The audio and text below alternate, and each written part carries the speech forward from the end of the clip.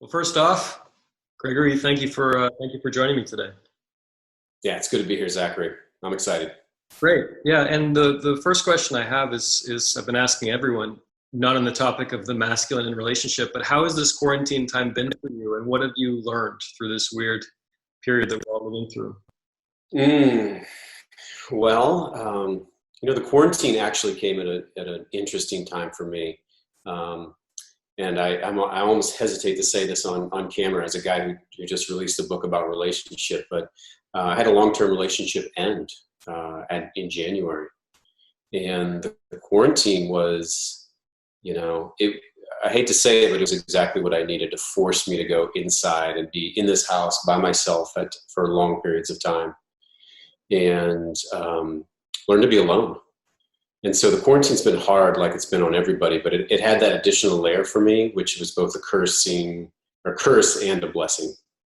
Wow. Well, that actually, I'm sorry to hear about that situation, but kind of segues well into my next question. So I have a new book and online course coming out this month about breakups. So I'd be remiss if I didn't ask you, what has been helping you get through this time, do you think?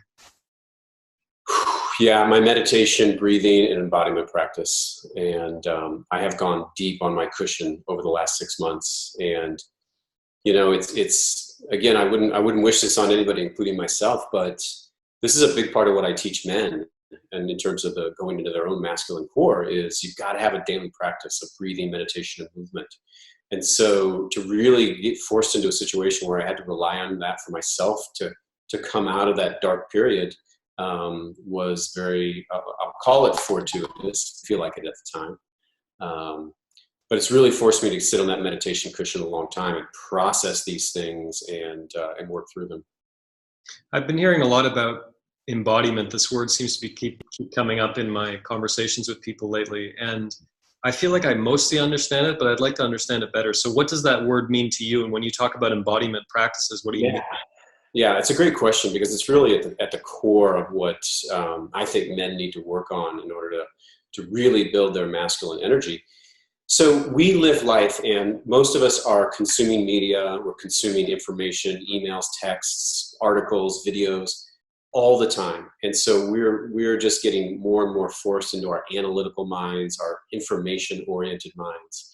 And unfortunately, those information-oriented minds, they have a lot of stories and perceptions about the world that actually aren't necessarily accurate. And so when we live in the mind, we tend to become more reactive because we're reacting to all these stories and assumptions and things like that. Embodiment is simply the practice of taking your attention and turning it, downwards is what I would say, downwards into the body.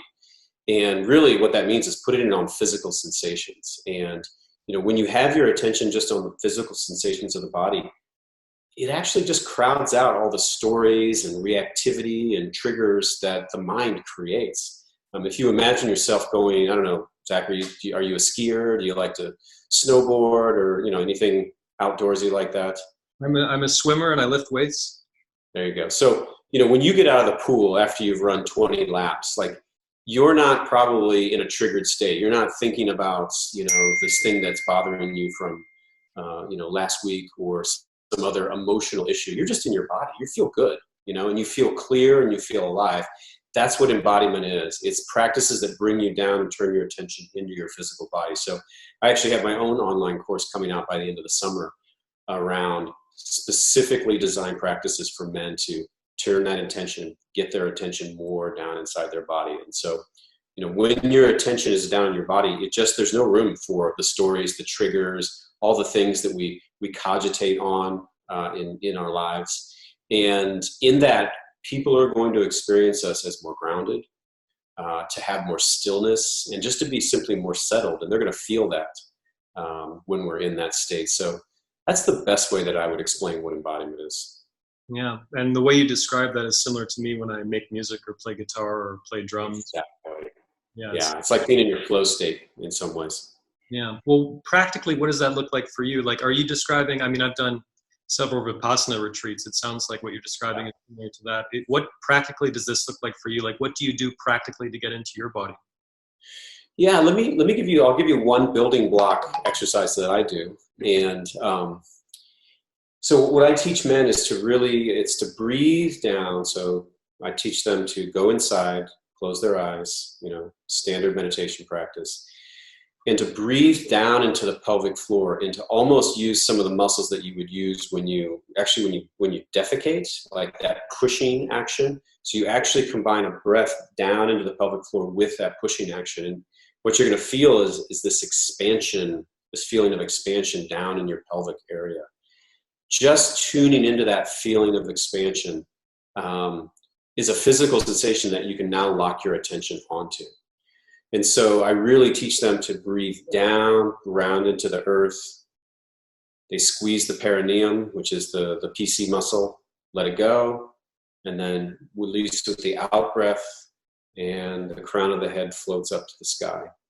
And so that's a cycle that I teach them. And so you can feel every step of that is very physicalized. It's not just the breathing, but there's actually musculature, things that you're doing, contracting, releasing. And then I teach them to feel what I call gravity points, which are the weight of the feet on the ground and the butt on the seat. And then I teach them to tune into those physical sensations. And so I'm giving you the short version, but that's a whole practice that we do. And that's kind of the foundational practice. And so what you see is now you have these different physical sensations that you're tuning into. And while you're tuning into those, you're not thinking. You're actually, all your attention is consumed by these physical sensations. So that's the most building block practice that I do with men, just to start them off. And then everything from that is much more advanced, but that's the most basic format. It's interesting because I do some yoga poses and some energy practices where you're focusing on that area of the perineum, but you're bringing the energy up. And I find that really powerful and really invigorating. I've never focused on one where you're pushing down. That seems like it could be dangerous. Well, it's funny because different styles will do, put the energy up, put the energy down. Honestly, for me, it doesn't matter. Really what you're doing is just you're giving yourself something to put your attention on. So if it goes up, down, or sideways, it doesn't really matter. The point is you don't have your attention in your thinking mind. And that's really the core that spans across all the different styles of those practices that I've experienced. So I want to get into the book, and I've highlighted a bunch of quotes and different ideas that I want to dig deeper into.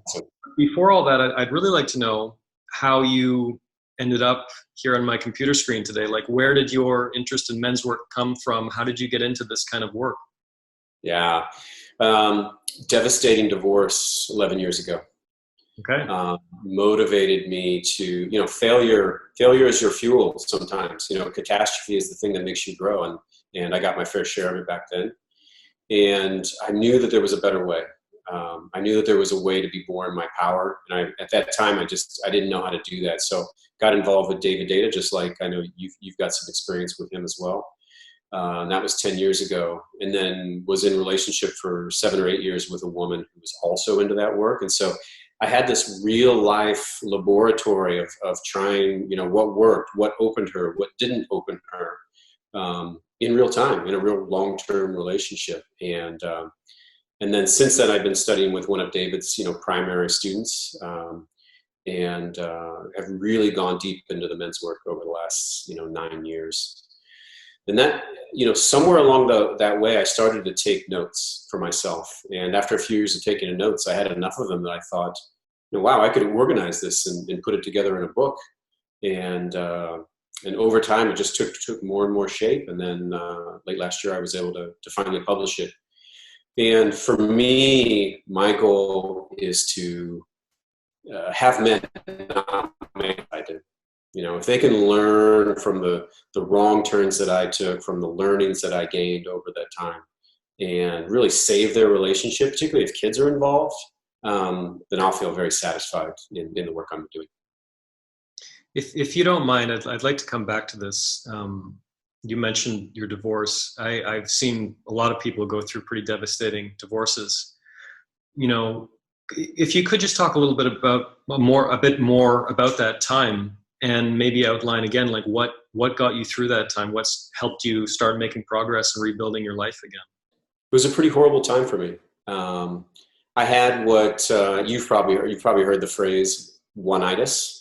Thinking that this person who no longer wanted to be with me was the one, and then I didn't have an identity separate from that. My identity was couched in her approval of me. And, I know most men can empathize with that, even in some small way. And so I think one of the biggest shifts I made was I developed my own identity separate from a woman in my life, separate from that woman and separate from any other woman necessarily, where I know who I was and what I needed and what I was about separate from the person I was with. And that was one of the most powerful, I think, transformations I went through. I learned I had emotions and to quit hiding them. I learned to make friends with those emotions and learn how to do the dance with them. And learn how to express them in a way it's not new agey wimp. It's not like you wear them on your sleeve all the time. It's actually a very conscious way of experiencing and expressing my emotions. So that was part two. And I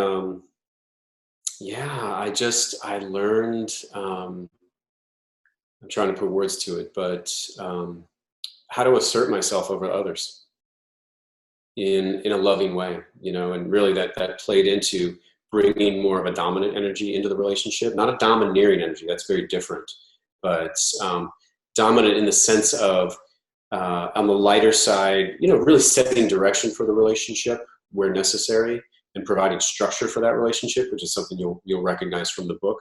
But then also, in the bedroom, even more playful situations of bringing more of that dominant, darker energy, which can bring a lot of edge and interestingness to the bedroom.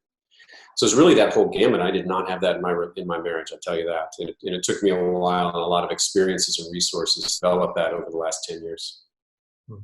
Were you a nice guy in the vein of? Yeah, totally. Nice guy. So giving away my power, giving up on my needs, and then angry underneath about the whole damn thing. Yeah. Did you read No More Mr. Nice Guy at that time? I did. Yeah. And Robert's a good friend too. Yeah, he's the reason we're speaking today. He was the one who emailed me about it. Oh, he introduced us. Okay. Yeah, exactly. Yeah, I did. And it, like most guys, it resonated for me as well. Great.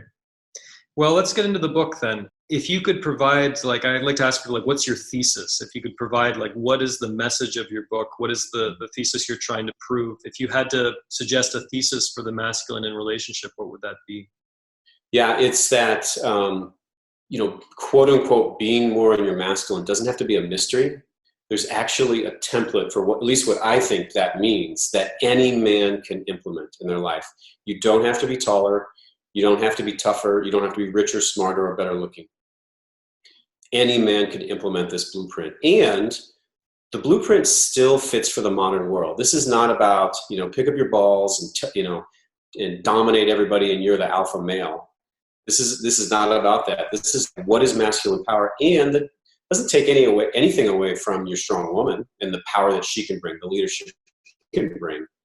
It's how, it's really about coexisting, but I don't think it doesn't give up an inch of one's own masculine power. It just allows for your woman to have her power as well. So I think it's a model and a template that works in the modern world. It's not like we're rewinding back to 1950 here. On that note, I've spoken to other men involved in men's work and people around sex and sexuality, and obviously this is a big interest of mine as well. And one thing that I wonder about is, it's a particularly precarious cultural moment we're living through with, you and a lot of women feeling understandably angry at a lot of men, and there's a lot of miscommunication between the sexes, a lot of outright distortions of truth and misinterpretations of anything regarding sex and sexuality. When you throw out the word dominant, I know what you mean, but a lot of people might not and take that the wrong way and run with it and try to cancel you on social media. Did any of this enter your thinking before you started writing this book? And, this consciousness that we're in a really kind of delicate period when it comes to speaking publicly about these things. Absolutely thought about it, because I know what a dangerous, what a dangerous world it is out there, particularly on social media, as you said. So it's tricky territory. I accepted it as an occupational hazard, as do anybody else in this field also. And, how would I say it? I'm fueled by the validation I'm getting from so many women that are writing me and saying, thank you.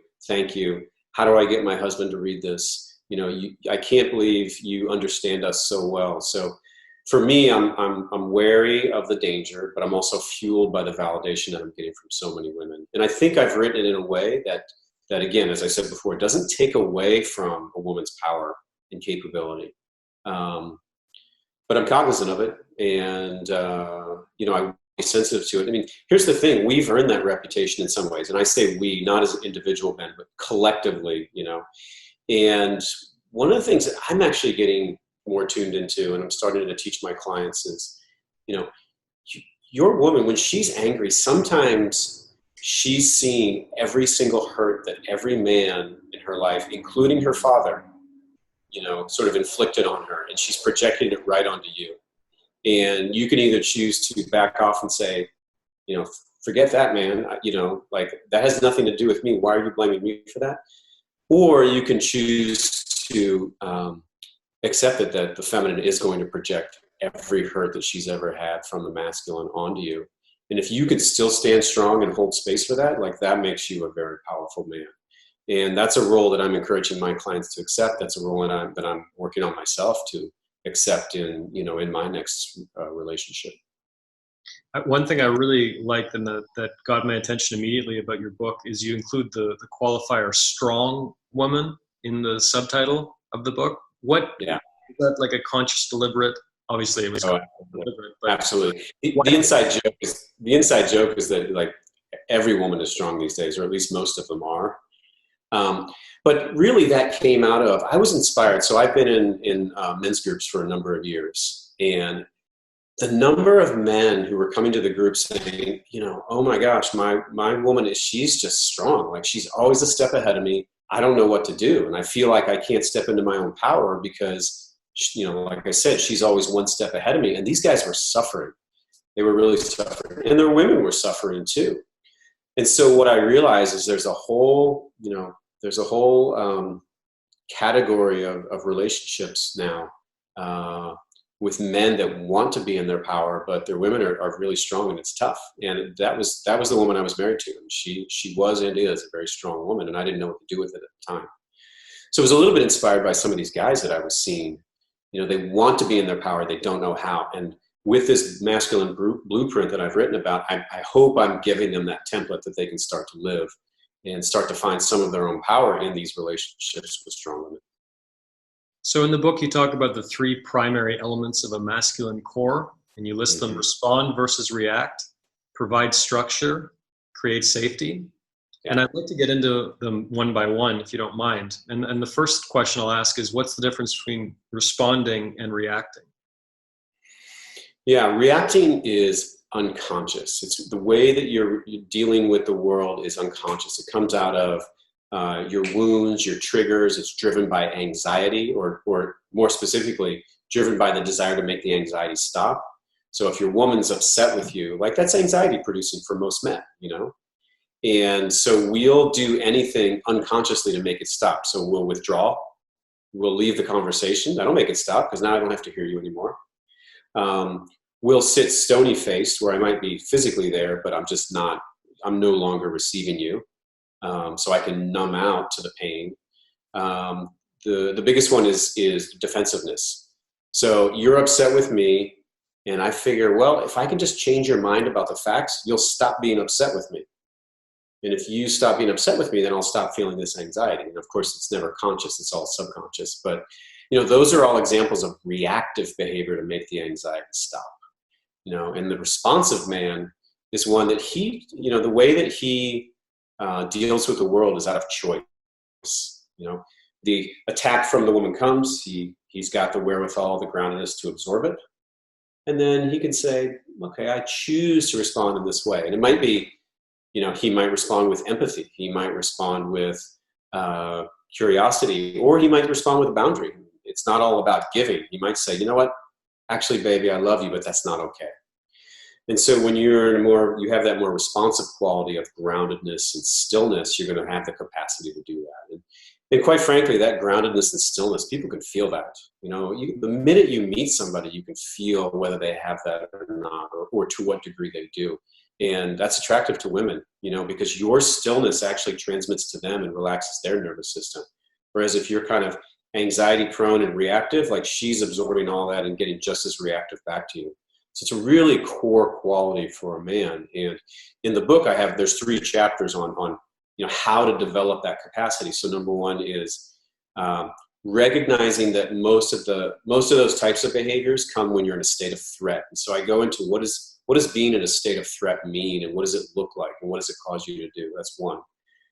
2, there's a chapter on emotions and having a different relationship with your emotions. I know that knowing your emotions is kind of cliche these days for men, but I try to take a very masculine lens on how to be with your emotions. And then the 3rd one is what we already talked about, is embodiment practices. Like that's the number 1 way to get a grounded, still foundation for how you are in the world. So all of that is wrapped up in the section on respond versus react. And I'll just pause there for a second because I know I talked a lot. No, totally okay. And I want to come back to threat later because I had some questions about that. But the second element of the masculine core is probably the simplest, at least in my estimation, but I think it's worth unpacking a bit. Provide structure. So what does that mean to you? Yeah, this is the quality of a man with clarity, who's decisive, who can really bring forward progress in the relationship. So whatever that ends up meaning, and if it's just the day-to-day choices of where are we going to dinner, that this kind of guy doesn't say, hey, babe, where do you want to go to dinner? And she says, I don't know. Where do you want to go? And he says, I don't care. It's not sort of a limp noodle conversation like that. A guy who's setting direction, even in this simple example, is going to have already chosen 3 restaurants, looked up if they had reservations available, and then said, hey, babe, I've got these 3 choices. Which one of these 3 is interesting to you? And so, again, it's a simplistic example, but that's a man that's taking the all of the wide open uncertainness of the universe and really simplifying it down to a few set of choices from which she can choose. And by doing that, you've simplified her life. You've alleviated her from having to go into that decision-making role, which then brings her into her masculine energy. Then you've got 2 people in their masculine energy. So setting direction is simply, you don't have to make all the decisions, but you facilitate decisions getting made. In the bedroom, that could also, have its own manifestation where you're really taking charge. You're not sort of waiting for her to, feel sexual one night and then be open to it. You might actually lead her into that. And so you might run a bath for her and say, baby, get in the bath. And then while she's doing that, you set up all of the lighting, the candles, and the temperature in the bedroom. And so you're creating an environment where you might lead her into her sexuality. That's where you're setting direction in the relationship. The last example I'll give is when you fight. Guys, we tend to kind of like shut down when there's a big fight and wait for the whole thing to blow over. And setting direction and bringing leadership means not doing that. What it means is like, you know what? I don't like us being in this. I don't like us fighting, and I don't like us shutting down to each other. Now we're not talking and we're going to sleep angry. And you make the choice. I'm actually going to lead us out of this. And you might say, baby, you know what? Let's go. Let's each take a walk around the block separately and come back in 20 minutes and try this again. Like you're setting some kind of structure for how the fight is so that you don't just wallow in, the mutual cold shoulder. That's another way to set direction in the relationship, and one that's very powerful. And it starts with you saying, you know what, I'm not going to allow us to just stay in this state. I'm going to lead us out of this. I'm going to set the direction in this situation. So that's a quick overview of what provide structure looks like. Well, that's great. I like those examples a lot. And finally, create safety. So beyond the physical, beyond the fact that generally speaking, we have more upper body strength, and we're the ones who go downstairs if we hear a strange noise in the house at night. Aside from the physical aspect of safety, what do you mean? Yeah, there's physical, as you said, financial and emotional. And I don't talk about financial and physical in this book. I'll probably save that for the sequel. But I do talk about emotional safety a lot. And, you know this, Zachary, and a lot of guys know this, the feminine is more chaotic emotionally, and she's going to bring you that chaos. And as I said before, if you're reactive, you're going to do things like withdraw, you're going to do things like get defensive and whatnot. And so that's going to make her feel emotionally unsafe. She's going to feel like she can't bring you her messiness, just as it is, because you're having these sort of adverse reactions when she does. And that makes her feel emotionally unsafe. And eventually she'll stop doing that. But what she's really doing is she's shut down to you. And so that's one thing, that when you don't create space for her emotional chaos, that makes her feel unsafe. When you don't validate her feelings, you try to talk her out of the feelings or tell her she's wrong, that's something that makes her feel unsafe. When you don't keep your word, you say you'll do something and then you end up not doing it, that makes her feel emotionally unsafe. And my experience, and the experience of most men I know, is safety is the number one thing that opens her heart to you and opens her body to you. And without that, both of them start to close down, progressively. And so this whole third element is about how do you create safety? And I talk a lot about, how do you respond to emotional chaos? Well, empathy is the number one way to do it. You don't have to do anything other than feel what she's feeling. And it's amazing how well this works. I've had situations with myself and friends where, we're saying all the right things and the woman just looks at us and says, I can't feel you. Whereas if we're actually empathizing, if we're actually feeling what she's feeling and she can feel that, it's amazing how quickly it diffuses situations. It's happened to me time and time again, as well as friends and clients as well. So, this third element is all around the techniques for creating emotional safety. So there's a great chapter 14, about different ways to deal with, the emotional chaos of a woman. And then I finished that whole chapter off with what it means to go into your own heart. Because when you inhabit your own heart and your woman can feel that, she feels incredibly safe, because she can feel you. She can feel that she can reach you, that you're permeable. And she feels that softness of you being in your heart. And I'm finding that's the number one thing that really tames the rage of the feminine, is actually when I'm in my own heart. And it was counterintuitive. I thought being in your masculine was about getting tougher, stronger, more powerful.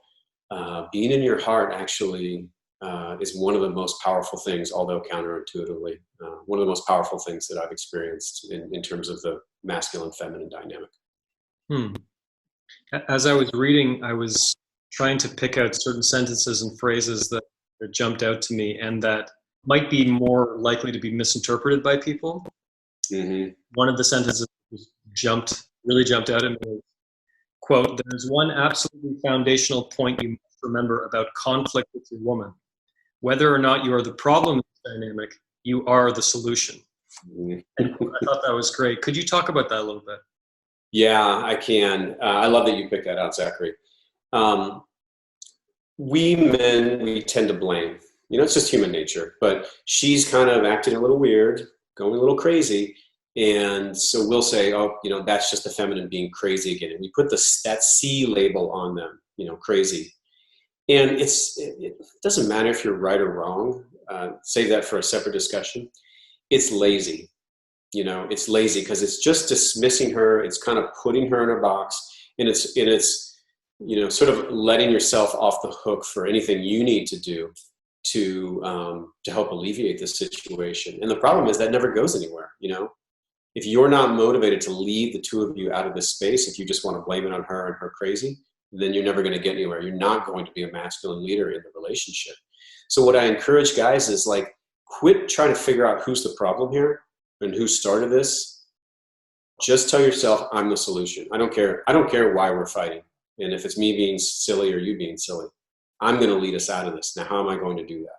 So it's a mindset that I really want men to take on. It doesn't mean they take the blame for everything. It's not that at all.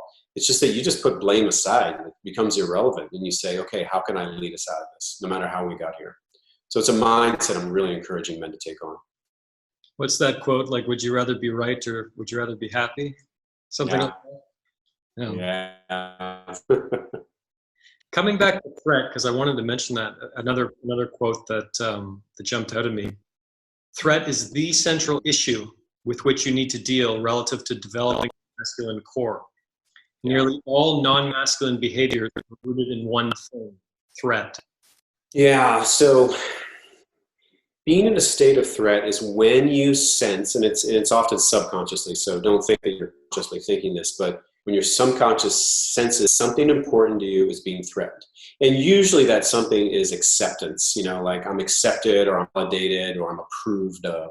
So if anything, if a situation arises where that's somehow threatened, where you think you won't be approved of, you won't be accepted, you won't be loved, then you basically go into fight or flight at that point, because it's so intense, and the anxiety starts to rise, and your subconscious will do anything to make that anxiety stop. So let me give examples for that. So you're in a fight with your woman and you become the nice guy, and there's something you're wanting and there's a fight that's precipitated because of it. She's starting to get angrier, and then you just give up on your needs. Like, oh, it's fine, baby, I don't need that, and you just give up on your needs. Okay, why did you give up on your needs? Because when she got angry, you start to feel like her disapproval is starting to arise. That creates anxiety into you, and you want to make it stop. And so you just give up on your needs. You give in, basically. And then she gets what she wants, and you think that she'll stop being angry, and then you can stop feeling threatened. Same thing would be even in a different situation if you're in a negotiation, and you're saying, well, it needs to be 125, and the other person's like, no, it's 75,000. And you think they're about to walk away from the table, and that puts you in a state of threat because you think the negotiations will break down. So you give in. Okay, fine, 75, and you give in. Well, we do the same thing in relationships, particularly when you're a nice guy. And so it's the same dynamic that plays out between men and women, where you go into a state of threat, and that's when the non-masculine behaviors happen. That's when you get reactive. That's when you become a nice guy. That's when you get defensive. That's when you get butt hurt, basically. It's all those things come out of that subconscious desire to make the anxiety stop, and it affects every one of us. Like, I've been doing this work for a while. I know you have as well. And I can remember when this breakup was happening, there was one moment I can remember I was in a state of threat, and I think I got a little defensive. Actually, I think I got a lot defensive on something, about 6 months ago. And it doesn't matter how developed you are. The minute you go into a state of threat, you're hosed. And so you've got to find the ways to settle your nervous system, bring yourself out of that. And any man will fall prey to it. And that's where the embodiment comes in.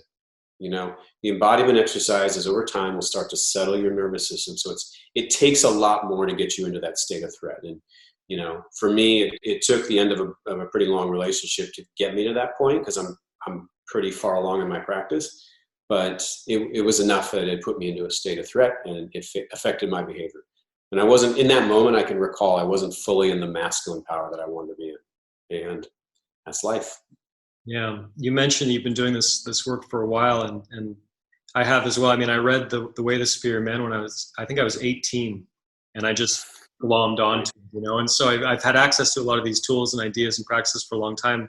But don't you find that for me, consistently throughout my adult life, every time I start getting a little bit of ego with like, oh, I'm a conscious man, and I know the feminine, and I can do all this stuff. Every single time that happens, like, a woman will come along and just kick my ass, or my girlfriend or whoever. It's like, I'll counter a scenario that just forces me to level up and forces me to shed whatever ego I'm dealing with, and, approach things as a beginner again.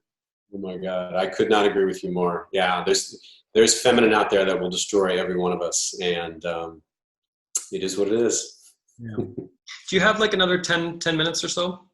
I do. Great. You mentioned financial safety, and I wanted to come back to this point because I found that really intriguing that you created that, or that you included that rather, because in 2020, again, this is maybe a politically incorrect idea to throw around. So if you could talk a little bit about creating financial safety for your woman and why that's important. Yeah, I think we have to acknowledge the obvious that a lot of women make as much or more than men sometimes. So there's no, this is my worldview, but in my worldview, there's no requirement that you make more than her. Now, actually, I should comment on that. Actually, I'm going to put that aside. Let's come back to that in a second when she makes more. But there's no requirement that you make more or you're the only breadwinner. But unless you've got a unique arrangement, like maybe you've agreed to stay home with the kids while she works, like that's a unique arrangement. But absent that, if you're a guy who's not providing anything for the couple, if you're a guy that is, chasing every cool idea he had, or some little, pre-Series A startup, and is consistently thinks he's doing cool things, but he's still not bringing home the bacon, that's going to affect your polarity. That's going to affect the things between you. There's just no getting around it. And so, number one, it's like, you've got to produce. I have a friend who, he's an aspiring film producer as well as men's coach. And quite frankly, he's not making much money at both. And his wife is just repeatedly saying, "What's your plan, man?" She loves him, but she says, "What's your plan?" And, being a film producer, he's doing indie projects. It's super cool. He's working with men. It's great, but he's not making a ton of money from it. And it's affecting his relationship. And so I think just number one, in my worldview, like, you've got to produce in some way. It doesn't necessarily have to be financial. I mean, you might be doing amazing charity work, and that can actually suffice. But in some way, you've got to be producing goodness in the world, or financial goodness in the relationship. You also have to make good decisions, so let's say that you're a couple and you go and bet all your money on Bitcoin, and you didn't tell her. And then Bitcoin goes down 45% or 145%, that's not responsible behavior. That's not a provider. That's somebody who's a speculator and a risk taker and a gambler. And cool, you can win big, but you can also lose big. And she's going to lose trust in you when you do that. And so you've really got to also have this sense of responsibility. So it's like production and responsibility have to be factored into how how you're providing at least your half of the coin. The other thing I'll say is that if she makes more than you, which is totally possible, it's kind of like having a woman that's taller than you. You can't get around that, but you have to become energetically bigger. So if you're with a woman who's taller, you have to become energetically bigger to still keep the polarity in the relationship. And if you're with a woman that makes more than you, you're going to have to be energetically bigger in the relationship to counter that disruption to the natural polarity of the relationship. So those are some of the thoughts that I have on being a provider. So a big interest and theme in my work is jealousy. And I don't think you spoke about this in the book. I could be wrong. I don't recall seeing anything like that. Has jealousy ever been an issue for you? And if so, how have you dealt with that? Yeah. Jealousy is painful, that's for sure. So I'll offer two things. One is that if there's a real reason for you to have jealousy, like if your woman is crossing boundaries, you need to put a stop to that immediately. Like, don't tolerate irresponsible behavior that's creating jealousy. So if your woman is crossing lines, you need to understand your own boundary and lay that boundary down. And for me, my rule in relationship is you're not creating, some people call it intrigue, that's somebody else's word, but you're not creating uncertainty in other men's minds about whether you're available or not. To play with that and kind of enjoy that. That doesn't happen. Everybody knows where you stand. You can go out and talk to whoever you want, but you don't purposely create uncertainty about your sexual availability. And so that's my boundary, and I set that in relationship. And so if there is an actual reason why you're feeling jealous because there's inappropriate behavior on your woman's part, set a boundary. Now, having said that, there's a lot of behavior that's short of true irresponsibility. And I just think you have to be out with it. It's just like, I just want to, I just saw you talking to that guy and I just want to go kill him. I want to go put a knife in his neck. and I don't know what to say, baby, you're mine.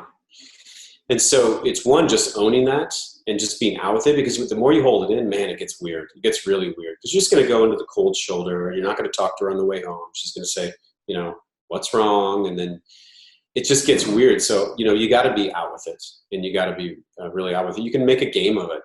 You can have some humor about the whole thing, but just be out with it. And you can wrap it up in something that I think you probably know about, Zachary, having worked with David, but you can wrap it up in claiming her. I haven't worked with him. I've just been reading his books and following. Okay. All right. But you know of his work.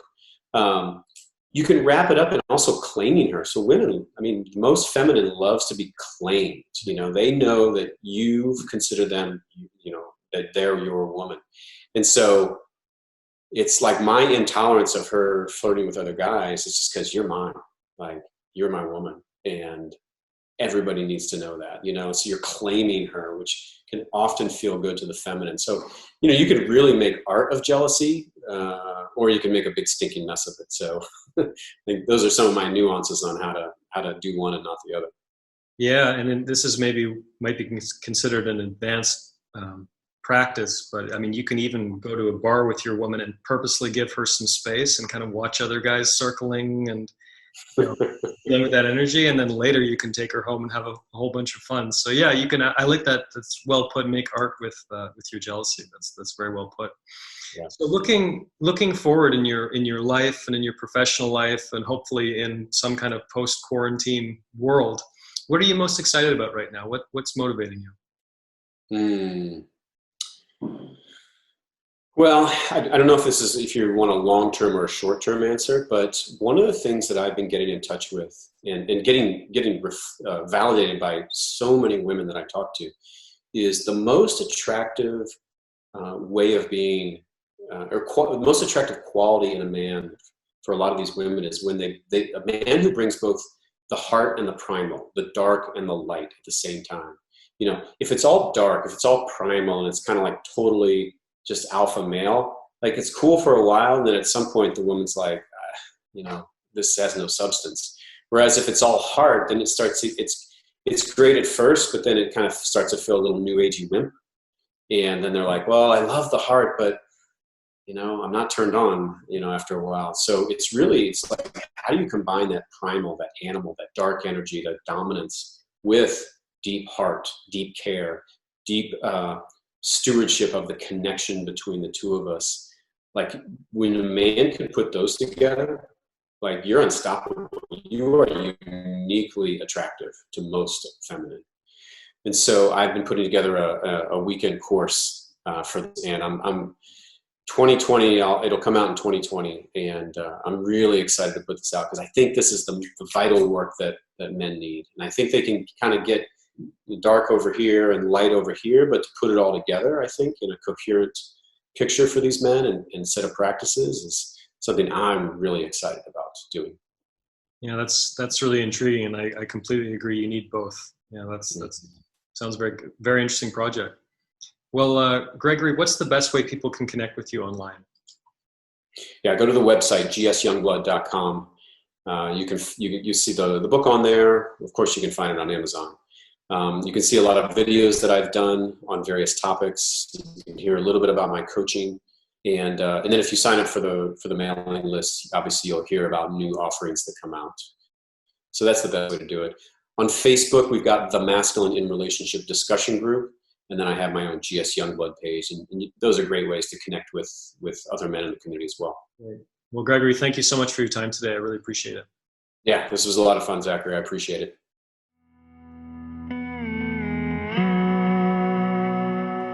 I hope you enjoyed today's episode of Humans in Love. If you'd like to learn more about my guests, my work, or you'd like to listen to back episodes of the podcast, please visit humansinlove.com. If you haven't already, be sure to subscribe to Humans in Love using your podcast app of choice. If you're a fan of Humans in Love, and you'd like to help keep the show going and help me spread the word, please take 30 seconds out of your day to leave a rating and review on Apple Podcasts or your podcast app of choice. Before I let you go, remember that life is short, so let's make it count. And thank you, as always, for your listenership and support. I'll talk to you again very soon.